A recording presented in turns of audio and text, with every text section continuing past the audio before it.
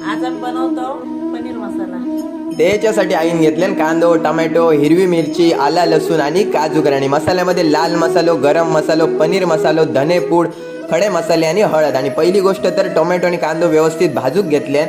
भाजून झाल्यानंतर त्याच कढईत थोडंसं मसालो टाकल्यान आणि आपलं पनीर हलकसो परतवून घेतल्यान. आणि जो कांदो टोमॅटो आपण भाजलेला होता तो मिक्सरमध्ये टाकल्यान, कोथिंबीर टाकल्यान आणि मिक्सराक लावून गरगरावून फिरवून घेतल्यान. त्याच्यानंतर मस्तपैकी तेल टाकल्यान आणि त्याच्यामध्ये टाकल्यान खडे मसाले आणि त्या परतवून झाल्यानंतर आपली ग्रेव्ही तर रेडीच होती. मग ग्रेव्ही ॲड केल्यान मस्तपैकी आणि टेक्स्चर बघा कसलो जबरदस्त येईल. आता टाकायचो मसालो, सगळे मसाले ॲड केल्यान आणि आता ग्रेव्ही दिसावती अशी. मग आईन मीठ टाकल्यान, त्याच्यामध्ये पनीर टाकल्यान, मिरची टाकल्यान आणि फायनली आपली बघता बघता पनीर मसाला रेडी जायत इल्लेलो असा.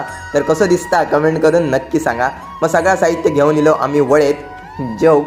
तर तुमका जर पूर्ण रेसिपी किंवा ह्यो ब्लॉग जर बघूचो असलो तर चॅनलवरती इल्लेलो असा. चॅनलचं नाव ओमकार पालव व्लॉग्स.